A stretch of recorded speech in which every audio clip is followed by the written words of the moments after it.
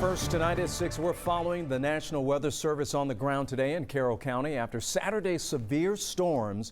In just the last 3 hours, the agency confirmed an EF-1 tornado touchdown just south of Lau. Good evening and thanks for joining us tonight. I'm Ron Jones. Well, the tornado caused damage to homes and barns in those communities, and we got live team coverage for you tonight, tracking the damage and the latest information from the National Weather Service. But we're going to kick things off with 11 Alive's Galat Malamet live now from Carroll County. Galat?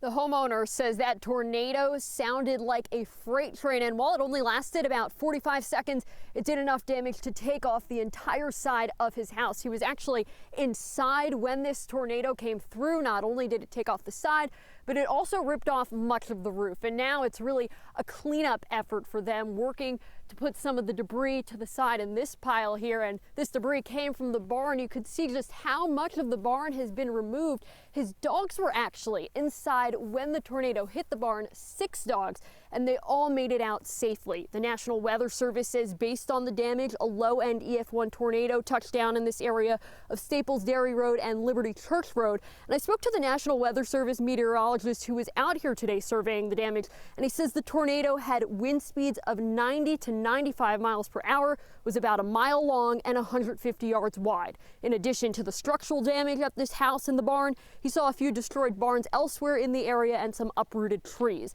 The surveyor says the damage to this house and barn near it is the worst in the area. He says the barn was in the ground with large poles, but the wind was strong enough to uproot it. 6-inch by 6-inch poles that were like pulled up out of the ground. They're probably like in the ground by 2 feet with concrete, and to see that amount of force like pull some of it, you're dealing. That's why we came. The rating of an EF-1 90 to 95 mile per hour winds is pretty significant. That meteorologist says this part of Carroll County was the only area that needed to be surveyed for a tornado, and luckily, he says, no one was hurt. Live in Carroll County, Galat Malamet, 11 Alive News. Yeah, that is good news that no one was injured in the aftermath of that storm. Galat, thank you. Turning now to meteorologist Daniel Moss, taking a closer look at the tornado's path. And man, just looking at that damage there, it created a lot of damage there. Exactly, Ron. It definitely created a lot of damage, and it was on the ground for only a mile. But with winds of 90 to 95 miles an hour, that is a very significant storm. It's almost at the high end EF-1. Here's a look at some of the details that the National Weather Service has provided after they did all of their surveying today. The path length was about 1 mile, so it wasn't on the ground for very long. However, those winds were significant, and you can see that where that barn is located, that definitely caused the most of the damage. Here's a closer look.